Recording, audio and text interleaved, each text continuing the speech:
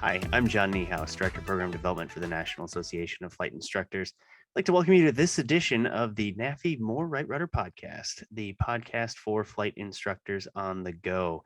And today I have a special guest, Kimberly Dawn of Advancing Aviation, a good friend of mine, and somebody who's helping me out on some really special projects here at NAFI. I've twisted her arm to come and talk to me today about some things, because frankly, I'm not qualified to have this discussion.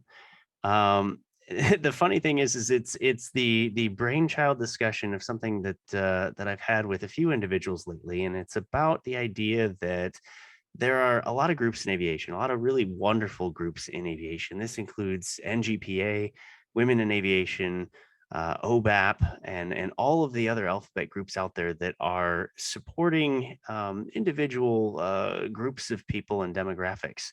NAFI is a huge supporter of all of those groups. And the thing is that I realize that we have the challenge, one that we are welcoming, to try to figure out the best things from each of those groups and try to incorporate them into NAFI, because we are inclusive. We want to be inclusive, and we are a collection of individuals from all of those groups. And so I approached Kim and just wanted to talk about what it's like to be a woman in aviation. What is it like to be a female instructor?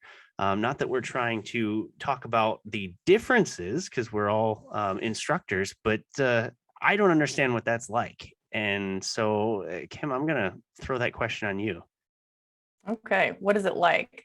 First, before I get into that, the reason I accepted this invitation to come on the podcast is because I firmly believe, as you do, in creating and establishing more community within flight training. I believe that creating community and being inclusive and not excluding any specific groups and actually acknowledging, say, the types of minority groups that we want and including everybody means that the environment of flight training becomes more comfortable. And once you're more comfortable and the cortisol levels in your brain decrease, then learning happens and fun happens and friendships happen. And I am all about that. So I really appreciate you having me as a guest on this podcast. Thank you. Yeah, absolutely. Okay, so the question is, what is my experience? Specifically as a woman in aviation, there's stats that are all over the place. I've seen stats that 4.5% of pilots in aviation are female. I've seen stats that 5.5% of captains on any airlines are female. I've seen stats, it's usually around the 5% mark of women in aviation in general. And I have a bit of a unique perspective, and I will give that to you, but I have to put on the caveat that this is just one person's perspective. Anybody listening to this podcast will obviously have their own experience. It could be better, it could be worse, it could be unique to themselves, it could be very similar to mine. So this is just my one person's perspective. Now, I do have over 2 decades of experience in aviation, so I have a few stories, but that's where we're going to start. So in our chats leading up to this, you asked me how I was treated in a way or what it's like from a specifically female perspective. And I thought about it, and there's really 3 major types of, 3 major ways that I get treated by men. So let's call it 3 major groups of men in aviation and how they interact with me specifically being a woman. And that first group is my favorites, people like you who are like a man in aviation that looks at me and sees a person, and you ask my opinion on things. And even if I get the answer wrong to some of your questions, then you respect the answer and we have a back and forth conversation, and it's just human to human, and there's no specific special way that you treat me. Now, obviously, this is all a scale, and it's not hard and fast lines between the 3 groups. I'm just trying to help enlighten you on some of it. Mm-hmm. So the first group is awesome. I enjoy dealing with people just like you, that there's just a colleague. Very kind. The second type of way that I get treated by men in aviation is men that assume and treat me as if I shouldn't be there. And I wish I could say this didn't happen, but it does. So I get treated like I shouldn't be there. I don't deserve to be there. I'm also incapable of being there. And by being there, I mean in the classroom, in the cockpit, on the ramp, anywhere in aviation whatsoever. And there is never a person that stands in front of me, and never a man that stands in front of me that says, you shouldn't be here. You should be in the kitchen, right? I've had passengers on my flight say that to me as I climbed into the cockpit, but never colleagues. It's never overt like that, because that's a huge HR nightmare, and people kind of understand that now. That makes me cringe just thinking about it. Yeah, it's passengers like to be, anyways. Yeah, but how it shows up in aviation with colleagues and with people that I work with is not overt, and it comes up in stories and in conversation and how they present themselves. For example, some of the pilots or captains I was flying with, now can be a flight instructor and flight student dynamic as well, but some of the captains that I'd fly with when I was a first officer would fly with me and constantly tell me stories about the other girl pilots that the company had in the past that did things wrong. This female pilot burnt up one of the engines. She hot started, right? This female pilot caused a whole bunch of hanger rash. This female pilot couldn't do this right or couldn't do that right. And it was just a constant bombardment disguised as conversation. Oh, I wasn't talking about her because she's a woman. I talked about her because she was an incompetent pilot. But it would never come up about any of the men pilots in the past, right? So it's insidious the way it presents itself. And the third type, I could tell stories about that, but I think that clearly illustrated what I was talking about. The third type of way that I get treated from men in aviation is treated like they don't know how to handle me at all. I'm gonna tell you a quick story that growing up, I grew up with 8 siblings. Now, both of my parents remarried, and 7 of those siblings are brothers. So my mother remarried, my father remarried. And so from a very young age, very, very young, I had a huge family and 7 brothers. Let's just say that my frilly dress princess stage didn't last for very long if I wanted to hang out with my siblings at all. I had to be with my muck boots on. I had to be out in the barn. I had to be with them, jumping into the hay bales and into the sawdust. I had to be trekking through the bush, right? If I wanted to hang out with my siblings at all. So it made me very comfortable. I have an entire lifetime of watching boys beat each other up and pick on each other and talk to each other and go through school problems together. And I watched them, how they interacted with my parents and with their friends and with their girlfriends. So I can see and I can inject myself. That's why one of the reasons, being a female in aviation is so comfortable for me, because I know how it works. But those 7 brothers only had one baby sister, right? And I was very young for their entire lives. So they don't, it's not like there's one boy in a family of 7 girls. So in aviation, I am often surrounded by the men that just don't know how to treat me because they're scared. I've had many men refuse to even be my friend because they're worried that their wives are going to get jealous or get mad, because it's just not okay to have female friends. And therefore, I am the one person sitting in the pilot lounge that's not allowed to talk to anybody. It sounds extreme, but I have been in this situation before. I've had in a training environment, if I'm in ground school, of course, I'm in a room filled with men in ground school, sharing a table with somebody sitting next to me. Let's say when I learned one of the type ratings, I ask a question to the instructor and the guy next to me goes, yeah, I'm curious about that too. So the instructor walked toward us, walked around the table to the other person's, like the guy sitting next to me, leaned over his shoulder, pointed at the paper in the book over him and answered the question, but didn't even acknowledge me at all. And that's another kind of insidious way that it happens, that he answered my question, right? Of course. So she asked a question, I answered a question. He can't say that he ignored me at all, but he actually didn't address me. He addressed the person next to me that goes, hey, yeah, I think about that too, right? So it's almost never overt when I'm treated differently. Does that make sense? It does. It does. And it kind of makes me wonder, you know, in addition to the things that you just mentioned, what kinds of things we're subconsciously doing and just don't even know it. Yeah. There's a section to that I was thinking about as well. And there's a lot of subconscious stuff. I can't speak from the men's perspective, but there's a lot of subconscious stuff that I've been taught to do and how to handle myself.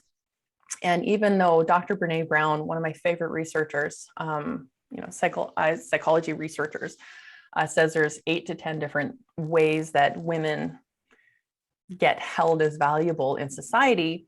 The two major ways are, if I'm going to have value to anybody else in society, I have to be both nice and pretty. Now, this isn't just taught to you. This is taught to me. I am taught that if I have to have value to anybody, I have to be nice and I have to be pretty. For example, if I show up somewhere and my hair is not done, or if I don't have makeup on, or if I'm not dressed nicely, let's say I wear pajama pants to the grocery store, right? If I show up somewhere not looking nice, then I'm treated like, oh, something's wrong with Kimberly. Oh, your hair's not done. Something's wrong. Did you not do what you were supposed to do to show up and be here properly? Go home, right? Whereas if you were to show up in a similar environment, slightly disheveled, they would most likely comment, tell me if this is true or not, but they would most likely comment like, oh, John, rough night. All right, get in here. Let's do this.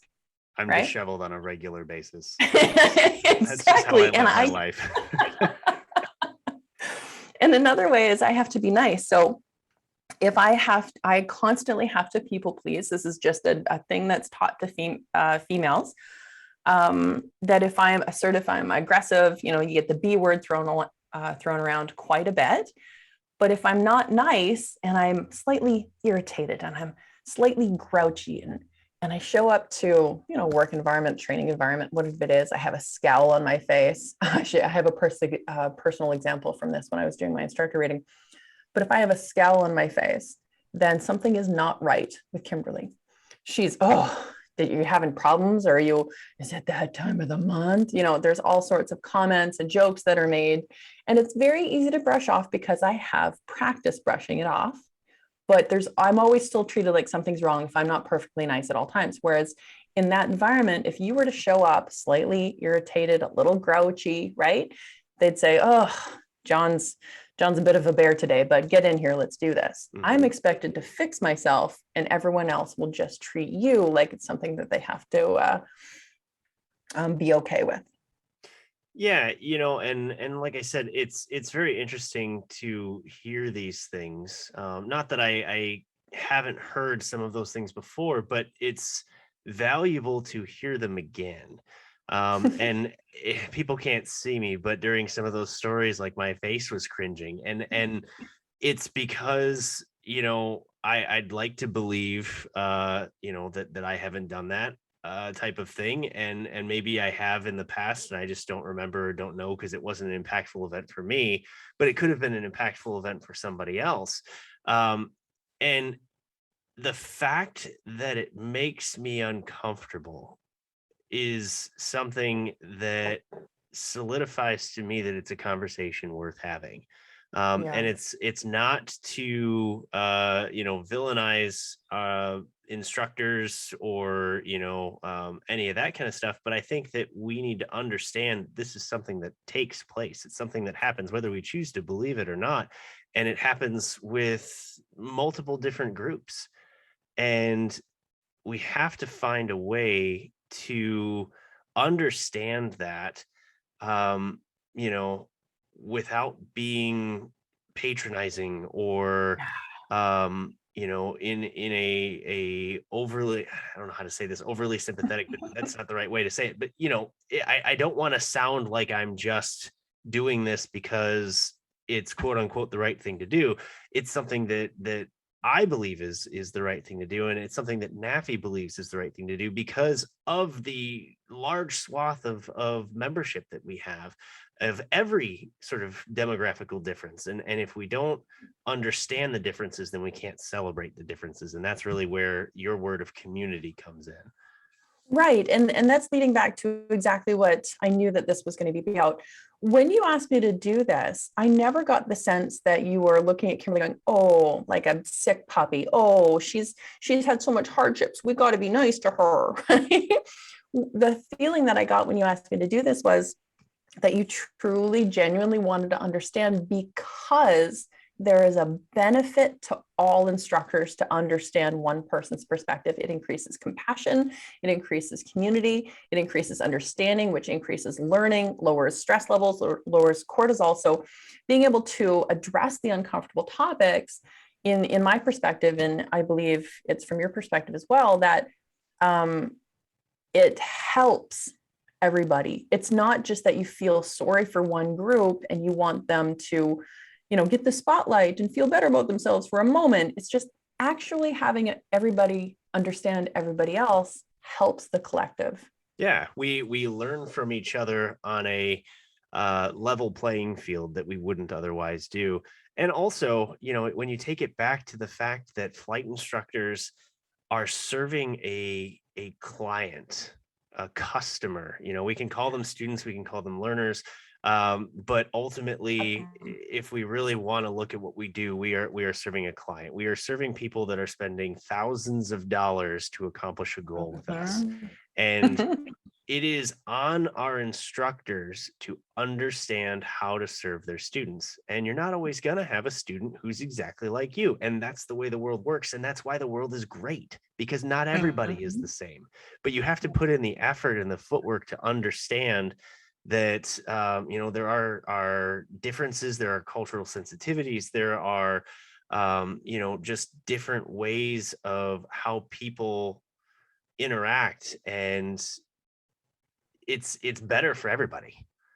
Yep. Can I give you a personal example? Absolutely. So I was working at a really wonderful flight school in Vancouver, British Columbia, about 15 years ago as a junior instructor. But having a sit around chit chat with the other instructors there about some of the clientele that comes in, we had a group of older gentlemen come in, so adult learners, helicopter pilots who were coming in for some IFR training. Now, IFR training is not something that's common for helicopter pilots. So it's a very unique group.